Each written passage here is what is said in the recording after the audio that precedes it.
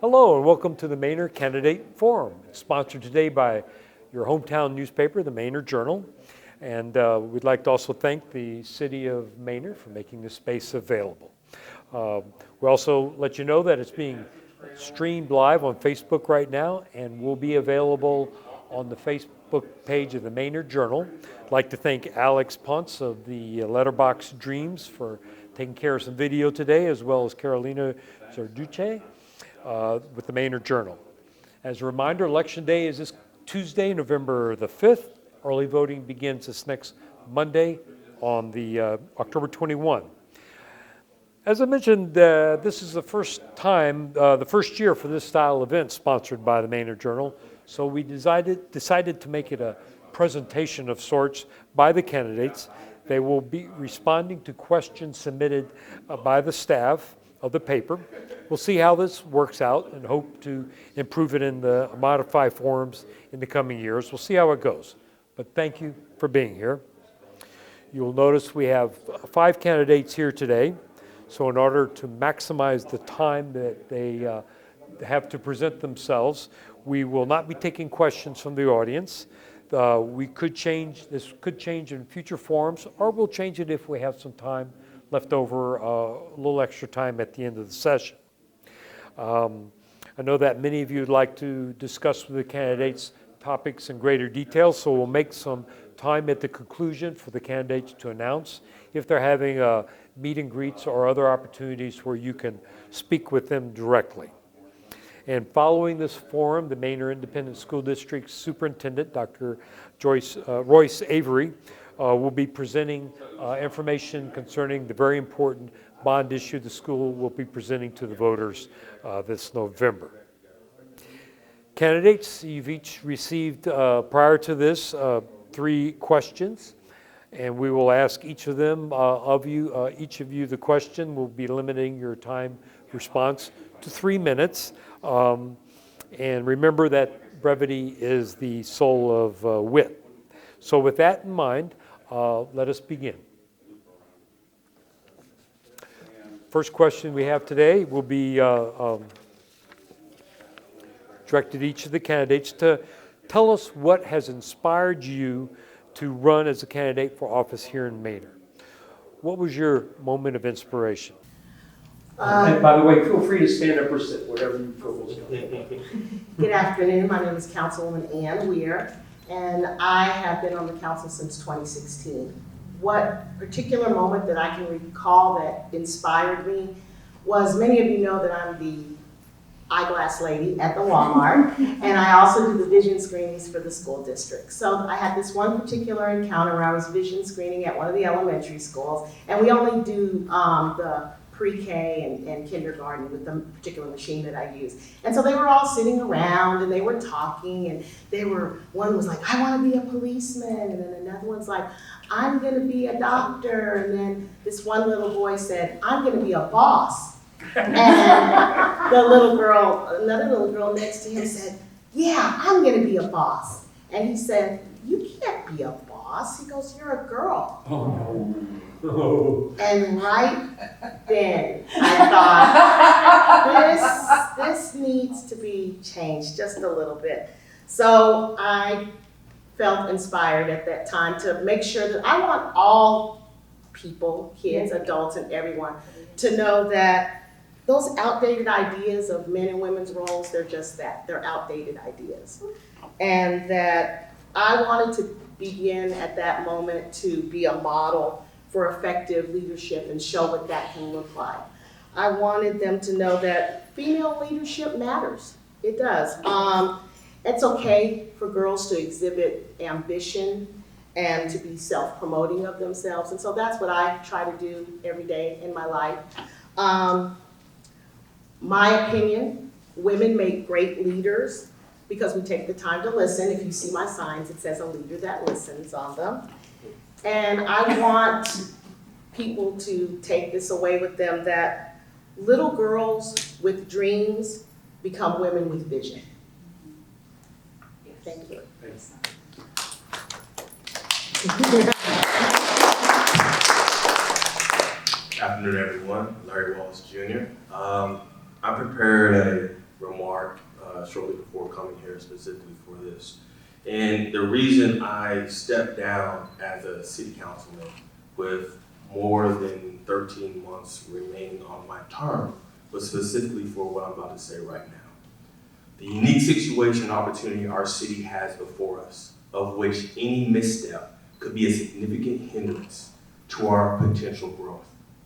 Having led and incorporated during the repeal of Don't Ask, Don't Tell, have developed first tracking pipelines for females into formerly restricted military combat positions, disbanded and closed military organizations and bases, established the first U.S. citizens in foreign countries, assisted with the branding of and restructuring of various nonprofits, created a veterans platform for the second largest education system in America, and brought not only to help establish our local HBCU's MBA program as its MBA coordinator, I see nothing but great potential and opportunity for Manor with the right leader guiding our vision and our way.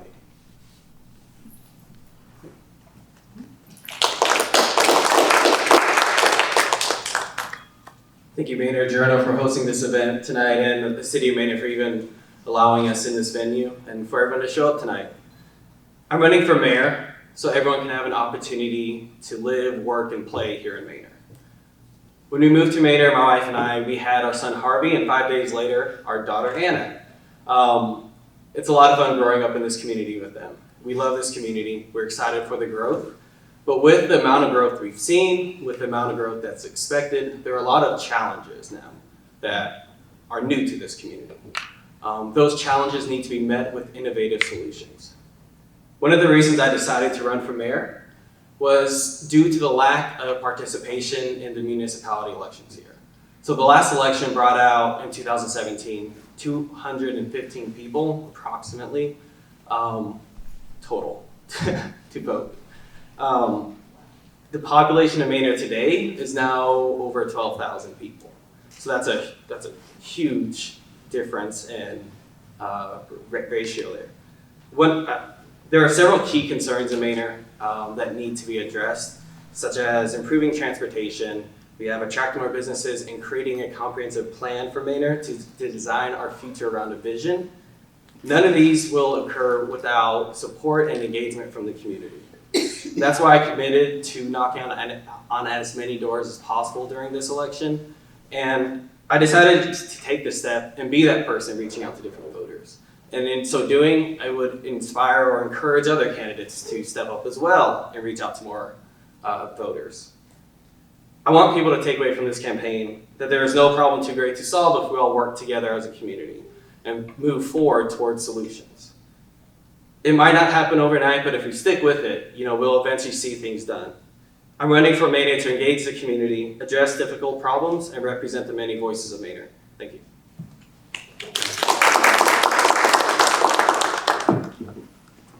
Good evening, everyone. I'm Deja Hill. I am a current council member here for the City of Manor. I'm actually running for re-election for the same position, which is place 5.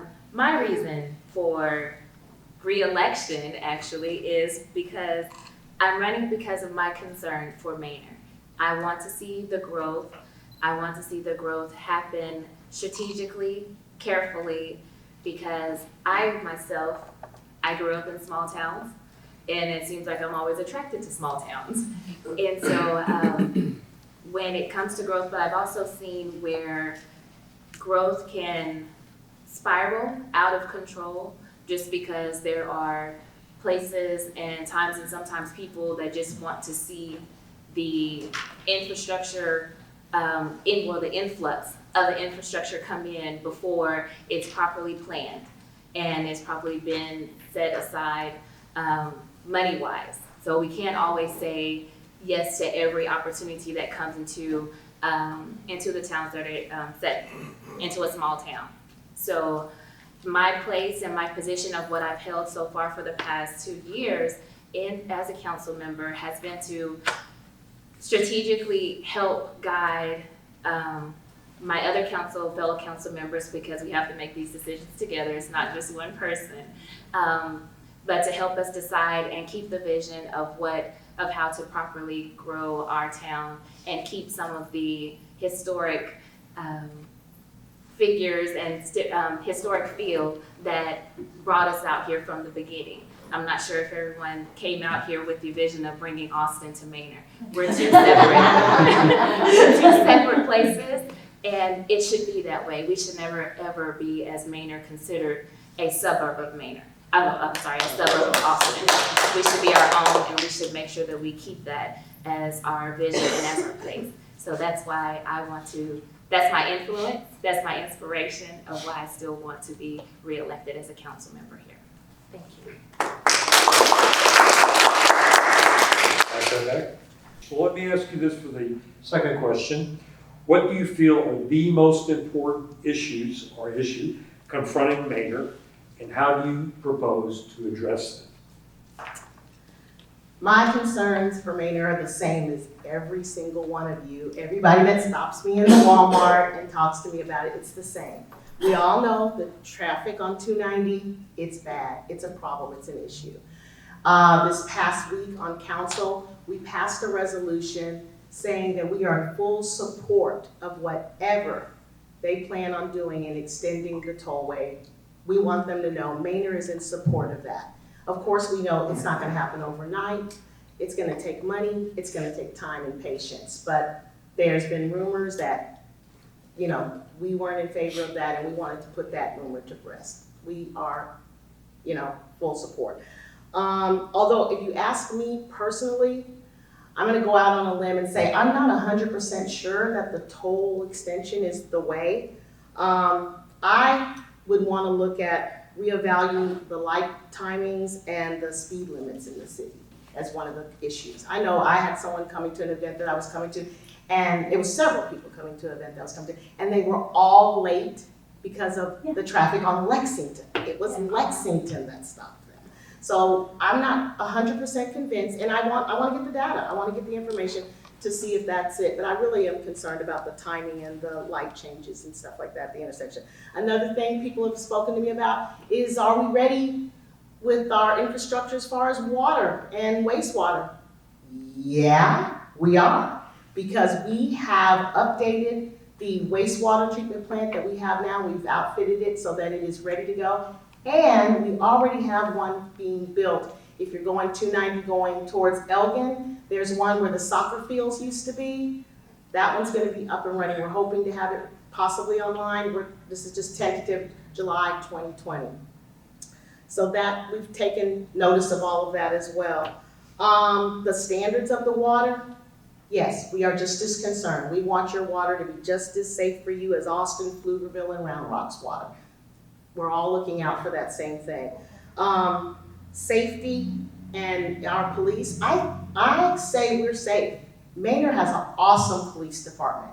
And if you don't know that, I encourage you to go on a ride-along, as I have done with our police department. If you want to know what goes on after dark, sign up. They love it. They encourage a ride-along. And you can see what happens. What I found out on my ride-along, they don't write a lot of tickets as much as they're out there helping people, pulled over to the side of the road or answering a call for someone that just needed a little bit of help, nothing dramatic or anything like that.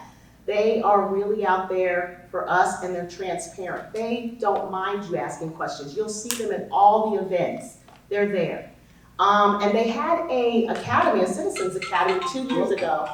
And Sorry, that's your 3 minutes. okay. So if you want to go ahead and back it up, Okay. we're doing it. And I encourage you to sign up for the Citizens Academy because they tried to get people this year and there wasn't enough interest in that. So I encourage you.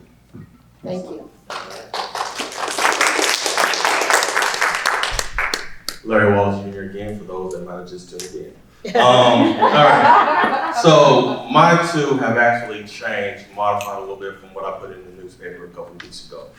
And what I semi-wrote down is most will say roads and economic development. I believe it's proactive communication in economic development. And let me tell you why. Many of the issues and concerns of the things in place are more of not knowing the timelines in the modified and adjusted and updated timelines. regarding the roads, regarding economic development, regarding some of the other issues that are going on. There's a lot of work that has already transpired and taken place, but there's more reactive, more go to the website, more pull up the packet, more read the minutes than actually pushing that information out to everybody so they're situationally aware. In economic development, the more we're able to bring in businesses, we all know more businesses come in, more revenue for the city, taxes are able to go down, and there's things we can be able to do.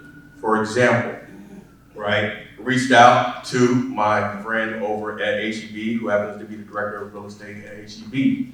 Yes, you already heard from my counterpart here that they're tracking to come out here within 5 to 7 years. They're looking at rooftops. They say we're within a triangle of other HEBs, right? But who else has gone out and sat down with them and had coffee, had lunch to figure out what their business decision-making process is? So we as a city can be able to work forward with milestones to meet their business decisions. That is one of the things I'm doing, and one of the things when people ask me about HEB, I go out and explain to them so they have a better understanding. Also talking with, TxDOT. I have a monthly phone call with TxDOT. I'm also HOA director for Stonewater, so I talk to them on a monthly basis, dealing with 290 and also dealing with FM 973 in Lexington. We have an interim plan in place. We've already received a waiver for 290, the 2 bridges, to be able to make those breakdown lanes, to re-pinstripe it to a 3-way lane all the way through. We did not know, however, that we needed another noise waiver. We expect that noise waiver to hopefully be approved within the last month. Once again, these are things that I started doing from the get-go. Most of these entities I'm speaking about right now have never been engaged by our city council. Also, from there, I even got an update from Compo, our executive director, Mr. Ashby Johnson. TxDOT and Compo say the best way to be able to relieve stress and congestion is through arterials, back roads and side roads. A 290 toll is not going to happen because it's mandated by state legislation. Compo will make a decision on its arterial study November 4th, which will then allow us to go back to TxDOT and be able to push to them on what the arterial improvements will be for the city of Manor for relief. As far as Lexington, it's supposed to be a re-pinstripe for a left lane, 4 lane, and a right lane. These are the things I do on a day-to-day basis.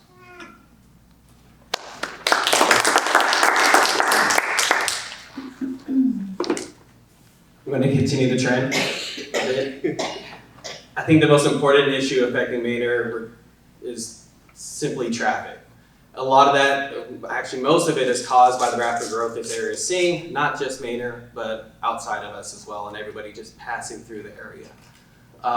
You'll notice in the morning, if you wake up anywhere between 6 and 9, regardless of where you are in the city, you're stuck. A lot of that has to do with, 290 being back up, but people are diverting from those roads, cutting through back roads, cutting off our neighbors, and every neighborhood's back up as a result. You can see that, when I'm block walking, this is the topic that comes up regardless of which neighborhood I'm in. Whether it's Presidential Glen, Stonewater, Bell Farms, Wild Horse. It's a universal issue that people bring up as their first one. I think that 290 toll extension is the realistic solution to this.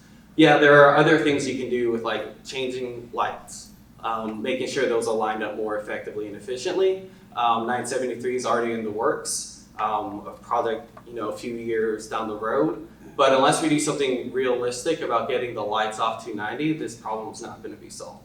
People aren't going to stop moving to our community. People aren't going to stop moving to Elgin, Giddings, Houston, and driving to Austin. So that needs to happen. Now, the political reality is the governor did say there aren't going to be any more tolls in Texas. That's not law. That's a political statement that can be changed with effective advocacy. Now, I have experience working, when I did work with the Texas legislature, bringing together broad coalitions to accomplish tasks. I've already been in the process of reaching out to different entities, whether it's with TxDOT, CTRMA, Campo, different state reps, senators, and talking about this issue. And the general consensus was we need some more support, cover even, from Manor. Because right now the whole idea is that Manor rejects this idea. So I brought forward this notion that Manor needs to pass this resolution to give these other entities cover to move forward with this. And I do want to thank Mayor John C., City Manager Bold, and Council for passing this resolution as well, because it's a great first step to doing this. It's not going to get us there, and we need an advocate in office who's going to fight for this extension. Otherwise, it's just not going to happen otherwise. Another aspect, roads are not going to be the only solution to this. We need to look at other alternatives to transportation. If elected, I would strongly advocate for, obviously support the Green Line and more bus lines as well for this community. So people have more options outside of just getting on the road and going to work. That was something that if Mayor Johnson was here, I would thank her personally for this, because I know she's been a strong advocate on Cap Metro. But that's something that I'll continue to do and push to move forward.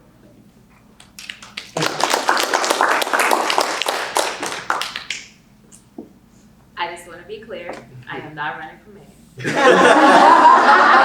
I am running for re-election as council member. So my statements will definitely be different from what we've just previously heard. And I do want to say, my position as a council member in Manor is for me to be able to be available, to listen, and to be the voice for the people of Manor. And so when everyone can't be the voice and then also make the vote here that counts, that will turn around and affect everyone for the city of Manor. So my position is to listen. My position is to be available, to hear, to be in the places, and to be an active participant in the Manor community so that I can know and be aware. I'm your neighbor. I have a kid that's in the ISD for Manor. So I do know when there's issues, when there's bus issues, when there's things that the ISD does that affects the school, affects our city. And I bring that voice from the people that we listen to, and I bring that to council so that they also can be aware. That's my position, and that's what I want to keep. I'm your voice of neighbor when we have rattlesnake problems. We all have that. We have different bugs. We have crickets everywhere right now. So I'm that voice when there are issues, good and bad. I want to be that listening, that soundboard that you can have, that is here and can bring it to council and represent you anytime that you need, twice a month on Wednesdays. Thank you. The question is, what is your vision for Manor? Paint us a picture, and we'll go ahead and just call for 4 minutes this time. So it's Manor 2025. We have an HEB on 290. Woohoo! Come stroll the historic downtown commons of Manor. Parsons Street is an endless experience to explore. It's a friendly, walkable neighborhood, both pedestrian and bicycle routes, with beautiful tree canopies and natural settings with Manor's trees. Epbright Center features 20 stores, including dining, shopping, and other services. June through August, attend our popular summer concert series and stop by our arts walks and take in the view. Meet me at Traditional House to unwind after a long day at work. You can enjoy an award-winning microbrew and lots of other treats. A community of outstanding schools and an active civic and social life. Have to go into town? Take the light rail.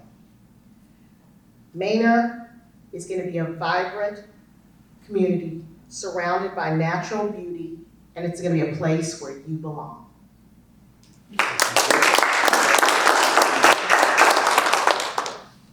I actually just wrote down 4 things, right?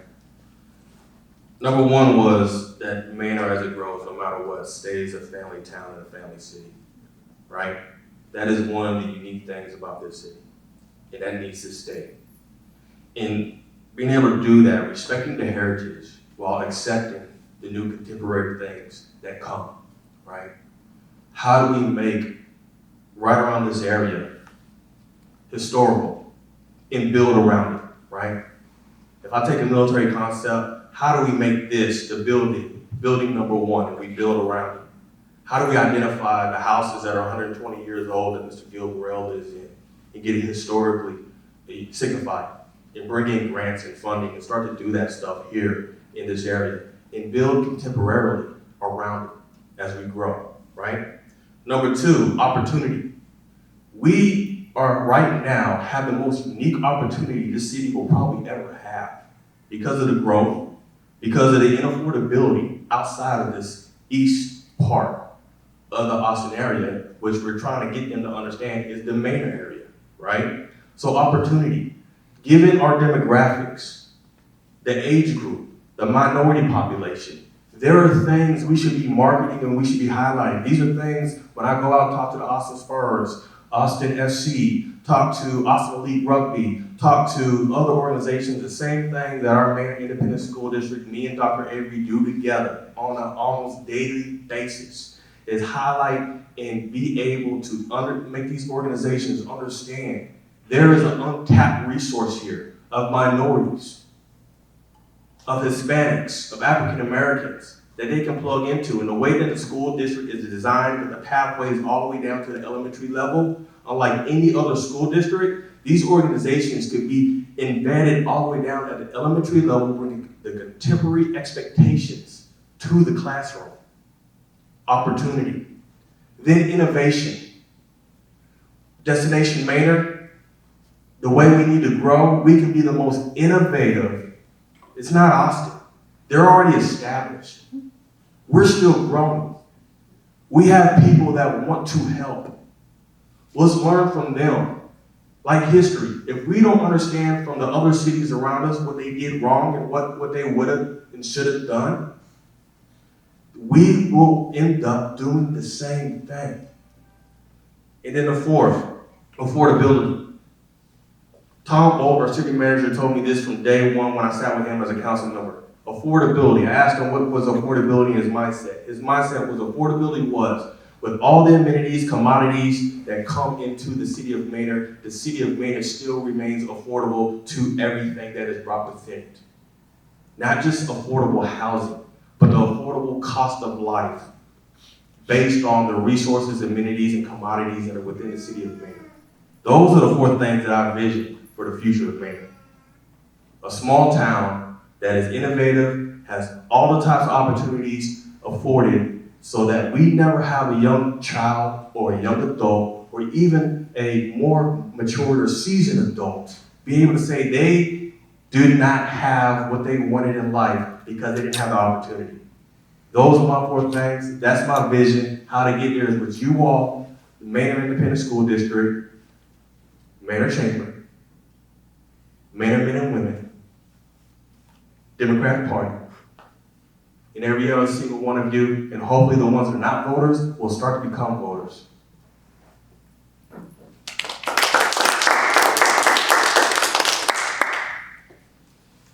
I want to preserve the spirit and the culture of Manor. If anyone attended the event last night, it was a lot of fun, by the way. So you missed out on a bit, but they definitely put in a lot of work on everything that went there, and you would have seen the best that Manor has to offer. You should have seen how excited Chief Phipps was when he was talking about this event, the lead up to it, and how excited he was about the haunted trail and the chainsaws. No joke, chainsaws they had out chasing people. It was a lot of fun. But they were so excited about it because him and his whole team wanted to give back to the community. Even during this campaign, we've seen this community spirit. I haven't heard a negative thing so far from any candidates about any candidates. Last night, Dr. Wallace was actually handing footballs to my son at a booth and helping him throw it. And then 2 weeks before that, Councilmember Ann Weir was running around Manor Lions Fest with my wife, Joanna, looking for my son Harvey, but they thought he was lost. He was actually with me the whole time, so that was my mistake. It all worked out though. The people make Manor great. I don't want to lose that feel. But Manor is changing and growing at such a rapid rate that if we do not chart out the future path we could risk losing the very thing that brought us here and has kept us here. That's why I'm emphasizing the need to prioritize and implement a comprehensive plan for the city. The plan is intended to guide our decisions in the future around things that we need for our growing neighborhoods and families, such as more parks, sidewalks, streets, and even bike lanes. It will only be successful if there is a large amount of participation in this community.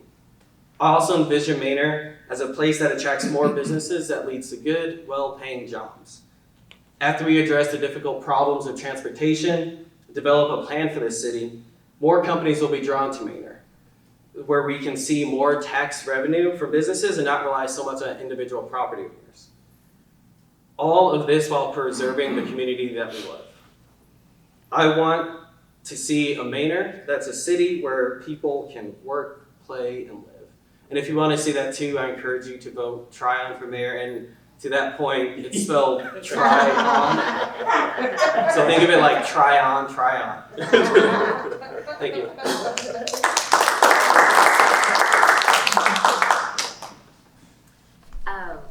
As council member, here again.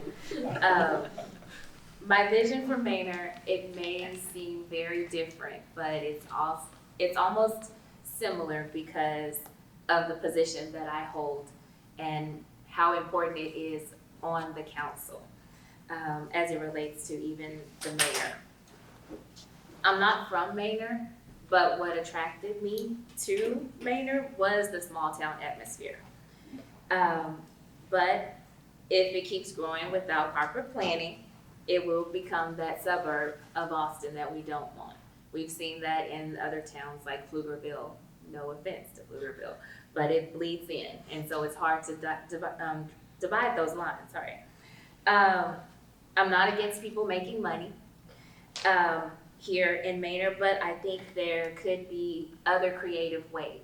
And as a council member, I think it's my job to help bring that forth to the mayor and to other councilmen so that we can come up with those ways and vote on those ways as it pleases and works with the community of Manor.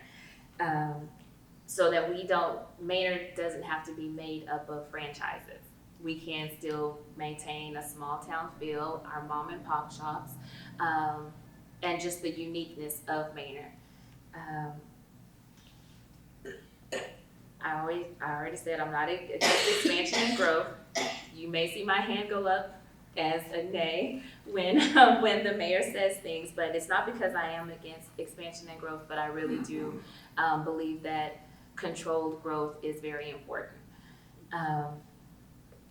I think that people can sell anyone to come to Manor, and especially at this time right now with the publicity that it has of being one of the fastest growing towns.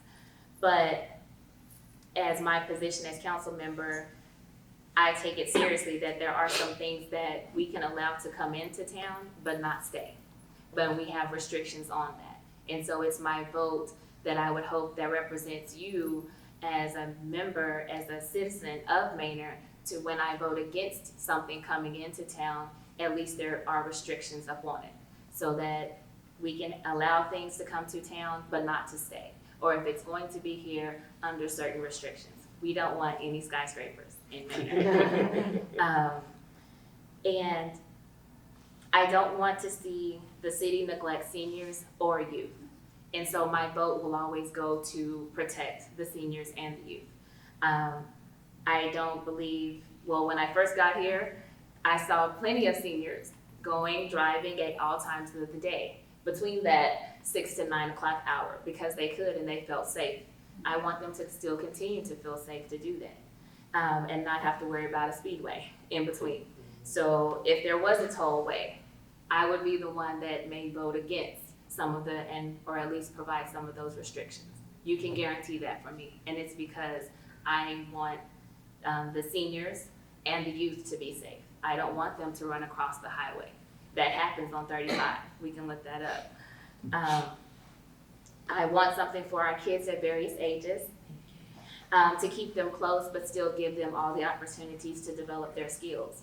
So if there are things that come into town that would help and benefit our kids at those various ages, you will have my vote stand up in your voice in favor of that.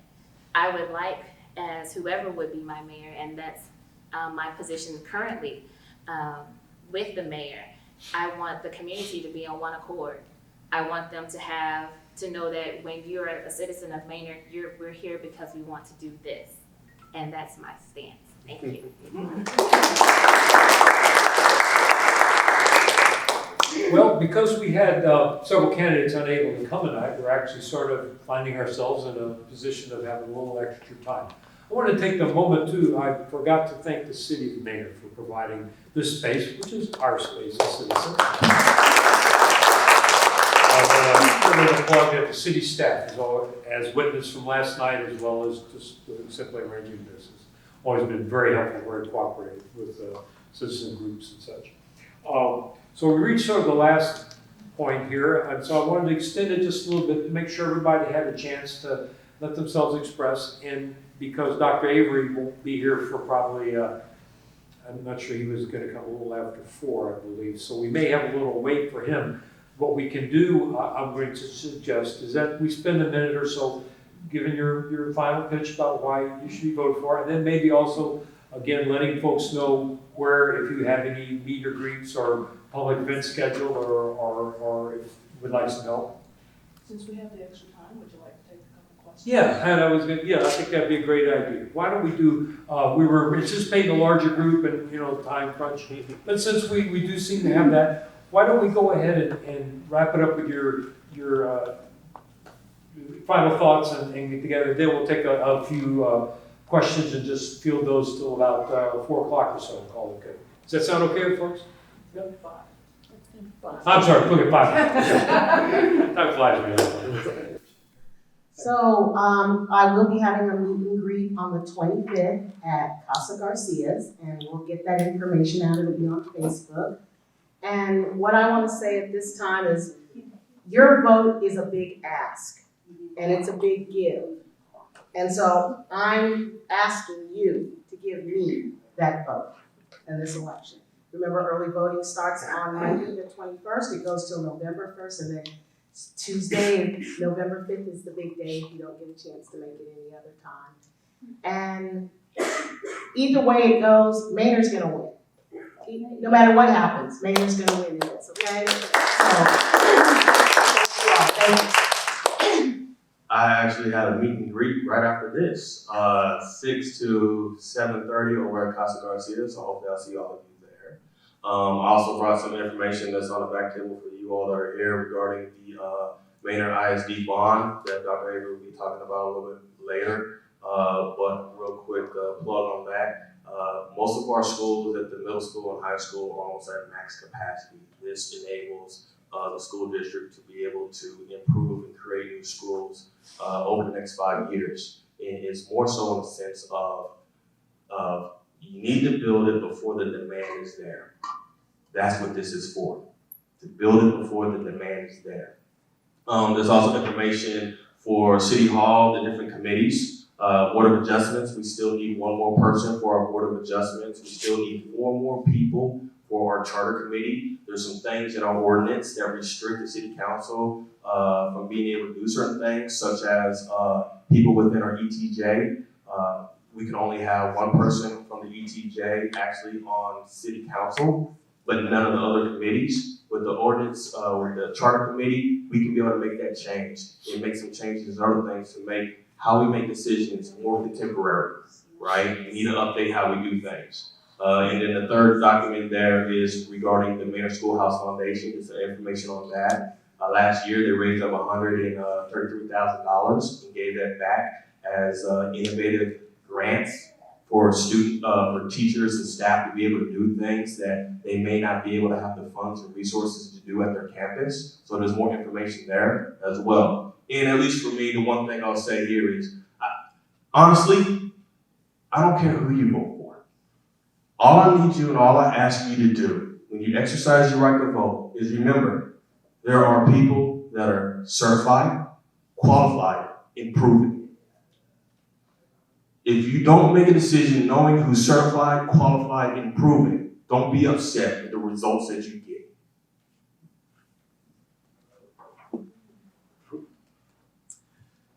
If you want more information about my campaign, you can go to my Facebook. I'm pretty active there. Also email me. It's tryon or FOR@gmail.com.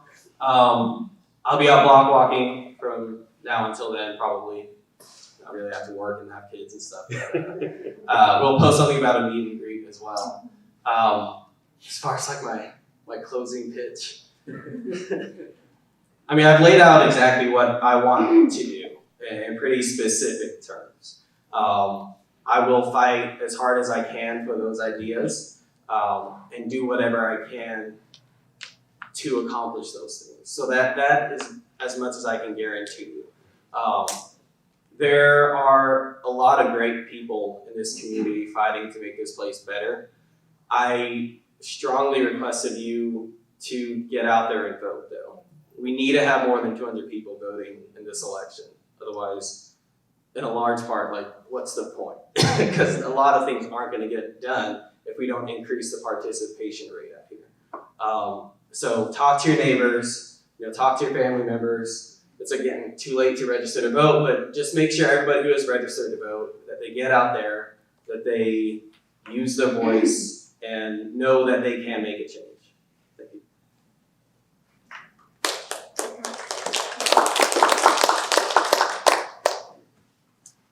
You all can meet me and greet with me to re-elect me for council member place 5 at the polls. For early voting all the way through election day. I would love to meet and greet with everyone, but please re-elect Deja Hill. There may be another Hill on council that's on the ballot, but I am place 5. Vote for place 5 Hill. Thank you. Thank you very much. So I see Dr. Royce is here, but I do think it's a good suggestion to take a few questions. Yeah, so go ahead, there, please. Well, sure. We'll do it.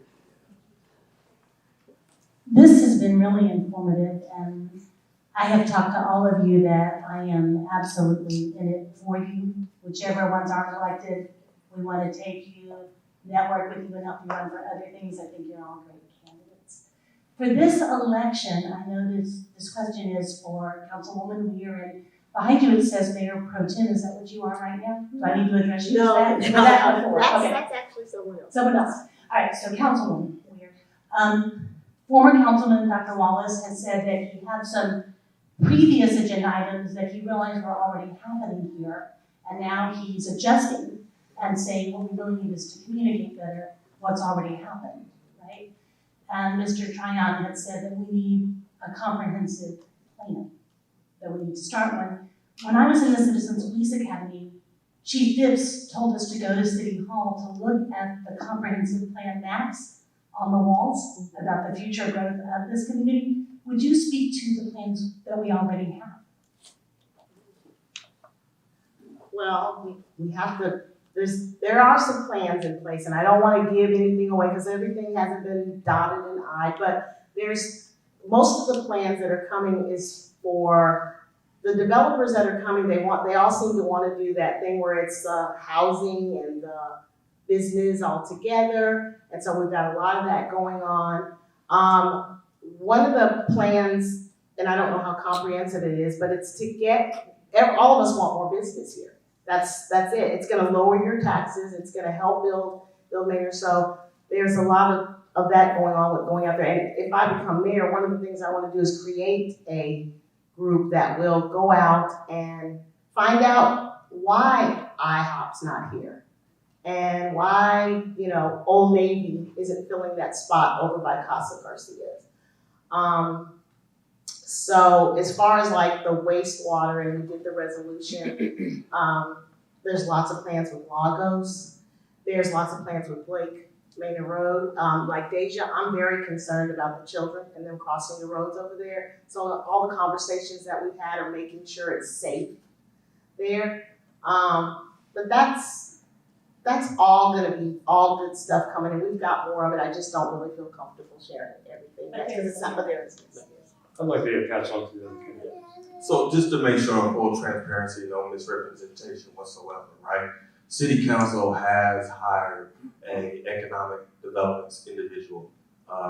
City Council, Mr. Tom Ball, individuals from the Economic Development Center out in Cedar Park. We had sat down, he received information on how they do things. Mr. Ken D'Alfonso, who used to be the president from the Pflugerville Economic Development Organization, has also provided information and guidance. So we are moving forward as a city. And yes, and us we were in that decision point of changing one of the city employees' positions into economics.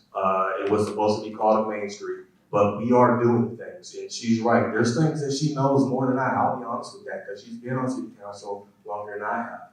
Same thing as Deja Hill, right? But there are things that need to be done, and the city council has moved forward into that direction to get that assessment done, to be able to ask those questions so we can know what to do and how to speak to these organizations to bring them in, more than to say, we want you, we need you, we're growing.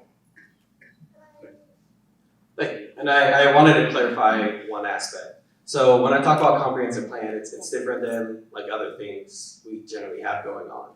There was one created in Manor back in 2004, I believe, that, this is a process where they go out, they bring out a consultant, you have multiple community meetings, and they create this proposal and then this big old book that lays out like what we want to see the city look like in the next 10, 15 years. Again, they did do that in 2004, and this is according to City Manager Bolt when he told me the product was insufficient for the needs of the community and it was full of flaws. So it was something that was never adopted by council. So it was never actually put in place. So they have put money in the budget for a comprehensive plan this upcoming year. My thing with that, it was in the budget last year as well, but it was never, they didn't get the request out in time. So I think that needs to be an emphasis going forward, just with how fast this community is growing. And something like that is crucial at this stage, just with how much infrastructure is needing, just how fast the face of this community is changing. I think something like that needs to be a priority. Did you want to? Just one.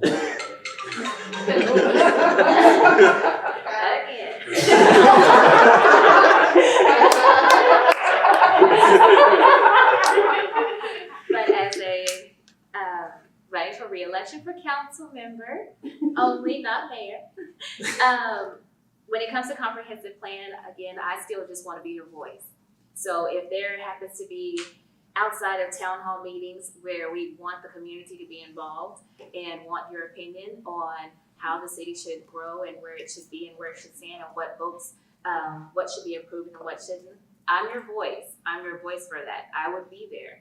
And outside of that, come to me, email me, and let me know how you feel about a certain growth, development, change, or thought that's coming into the city.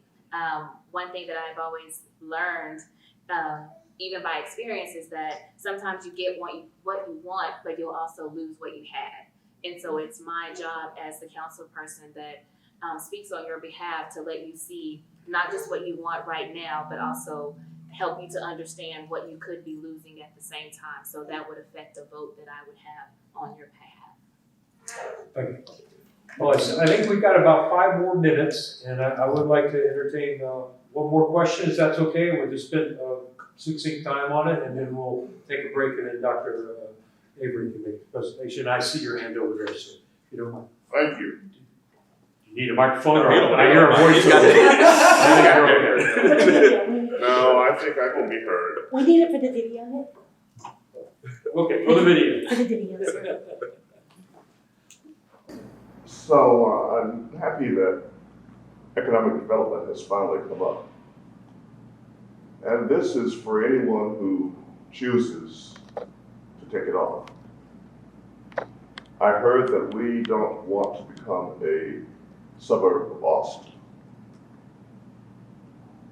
Well, suburbs are defined by their people leaving them and going somewhere else to work.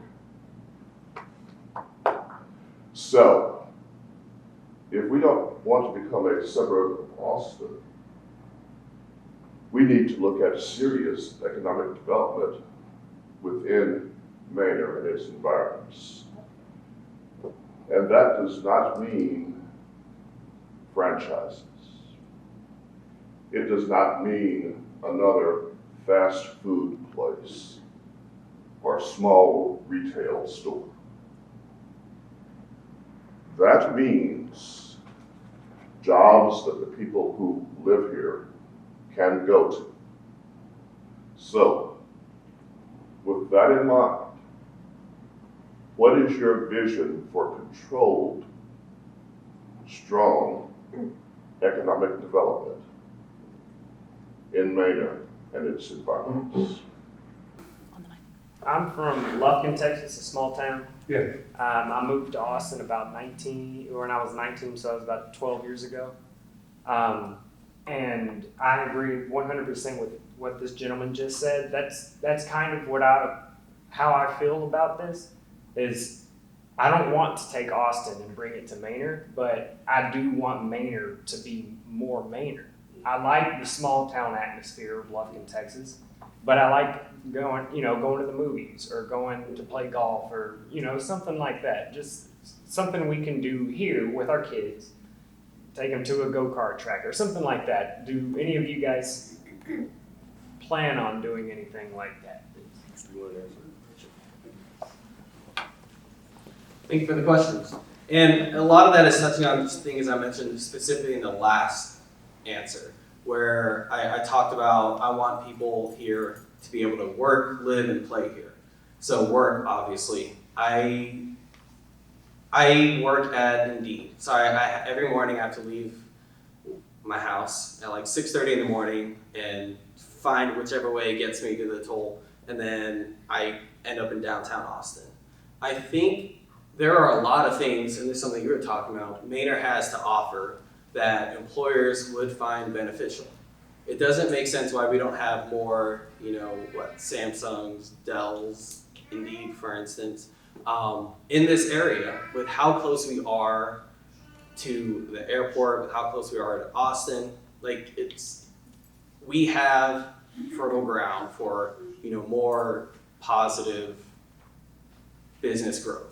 So I think a lot of that has to do with how we're going out there and reaching out to businesses, talking to them more, asking them to come in.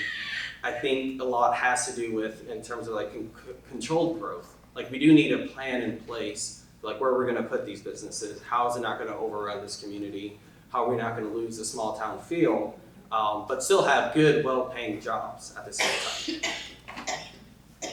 So, keyword for me here is, with the new economic development individual we have and the team we're looking at hopefully building around that, and the grants person we're hoping to bring to the city council, right? My keyword is I expect things to change, right? I expect things to change.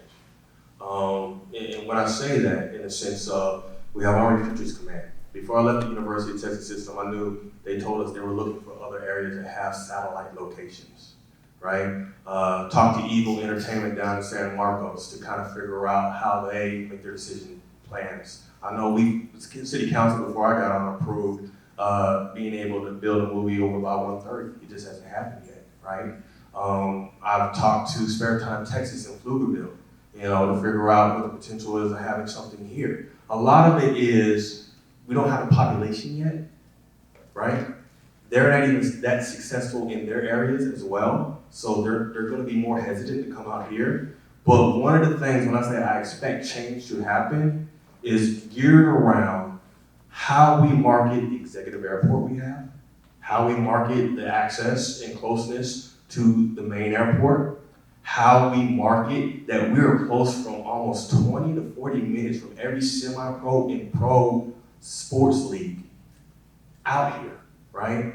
How we are right next to the most innovative university school here, how we're next to the first HBCU that's a higher education of learning here in Austin. We are not marketing ourselves and the accessibility that we have. We are almost 15 to 45 minutes from every city, right? So I see with the economics person, the team coming around it, with the grant writer person, working with the school district, of which Dr. Avery has even allowed his own guy, Mr. Fry, to be able to help and assist. I see us being able to enhance our marketing capability, right? I expect things to improve by us having and knowing how to better be able to market what we bring to the table.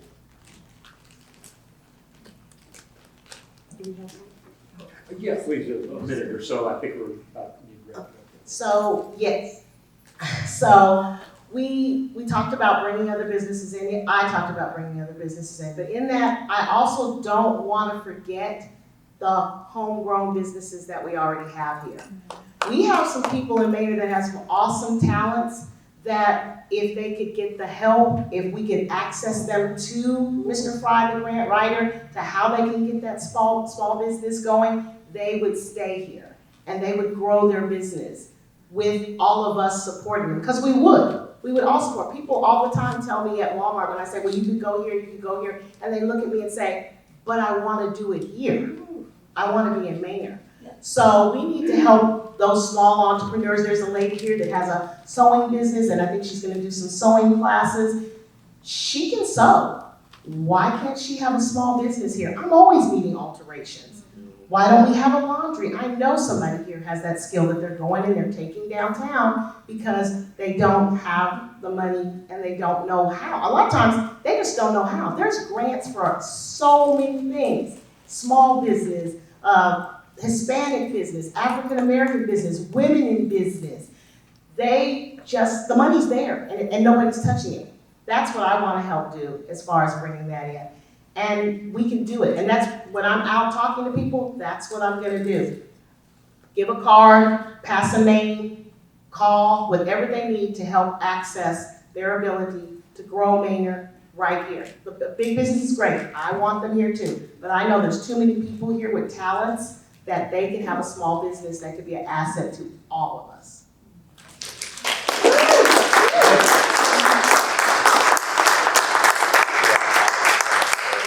We've been here about an hour, and it's sort of what we were aiming for, so I want to thank again the Manor Journal for sponsoring this, your local paper. Everybody pick up a copy. And also want to thank the city of Manor for helping us out. There are refreshments out there, so we got cookies and fruit and such a drink. And I was just going to say, I forgot. I don't want anybody leaving. In fact, I noticed a lot of folks that arrived. I think we have a very important bond issue coming up. It's going to affect our future for a decade or more.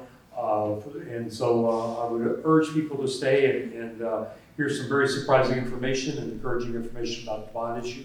But I do recognize folks probably like to take 5 minutes to stand up and give that. And I want to thank everybody who's volunteered to step forward in a very important position of leadership in our community. So thank you all for being here. Thank you.